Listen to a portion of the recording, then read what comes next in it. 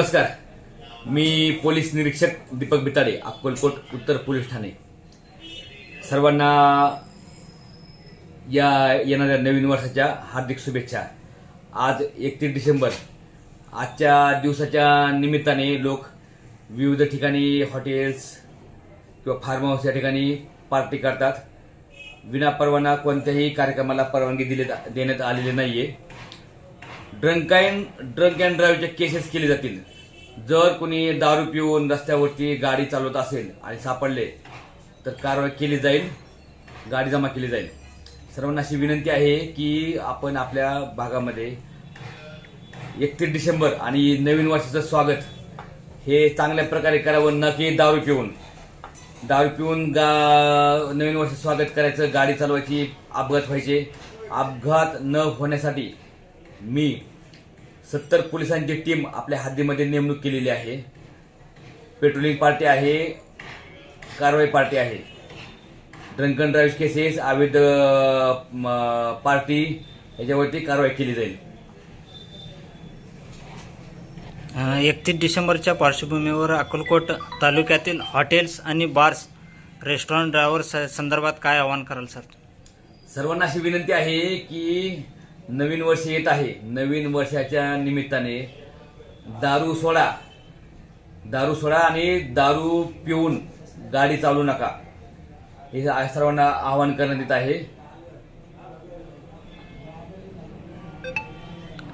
असल्यामुळे काही लोक जे तरुण आहेत रात्री 12 नंतर सुद्धा घरच्यांना न सांगून बाहेर पडत असतात. ते घरच्यांचा विचार करून सुद्धा त्या लोकांनी लवकर घरी जावं आणि प्रशासनाला आणि पोलीस प्रशासनाला आणि घरच्यांनाही कोणतीही फिकीर होऊ नये. आणि सर्व पालकांना अशी विनंती राहील की आपली मुलं नवीन वर्षाच्या स्वागतासाठी कुठे कुठे जातात हे आपल्याला सुद्धा माहिती पाहिजे. काही चुकीचं काम करणार नाही याची त्यांनी दक्षता घेतली पाहिजे. हा, नवीन वर्ष आहे, स्वागताला आहे, आपल्या एरियामध्ये ठीक आहे, परंतु आपली बाईक घेणे, बाहेर जाणे, मुलांमध्ये रेसिंग, गाडी हुल्लडबाजी करत गाडी चालवणे, अपघात होण्याची शक्यता नाकारता येत नाही. त्यामुळं तुमच्या मुलांना सूचना द्या किंवा नवीन वर्ष स्वागत आपल्या घरामध्ये किंवा आपल्या गल्लीमध्ये करण्यास काय हरकत नाही, पण त्या नवीन वर्षाच्या स्वागतासाठी बाहेर दूर जाऊन ते साजरं करणं ते चुकीचं राहील. आज 31 डिसेंबर असल्यामुळे अक्कलकोट शहरात महाराष्ट्रभरातून विविध भागातून स्वामी भक्त अक्कलकोट शहरात येत आहेत. त्यांचाही कुठेही कोणत्याही पद्धतीने गैरसोय होऊ नये यासाठी आपण पोलीस प्रशासनाकडून कोणती दक्षता घेतली असेल? आज आपल्या अक्कलकोट नगरीमध्ये बाहेरच्या जिल्ह्यातले, महाराष्ट्रातले लोक खूप प्रमाणात येतात. नवीन वर्ष सुरू होणार आहे, त्यानिमित्ताने स्वामीच्या मंदिरांना भेट देतात, दर्शनासाठी येतात. अशा लोकांना आपल्या लोकांमुळं काही त्रास व्हायला नाही पाहिजे. हत्ती तलाव म्हणा, मंगरुळी चौक, हत्ती तलाव, बेडर गल्ली चौक, मंदिरगी नाका, कमलाराजे चौक या ठिकाणी मी माझा बंदोबस्त तैनात केलेला आहे.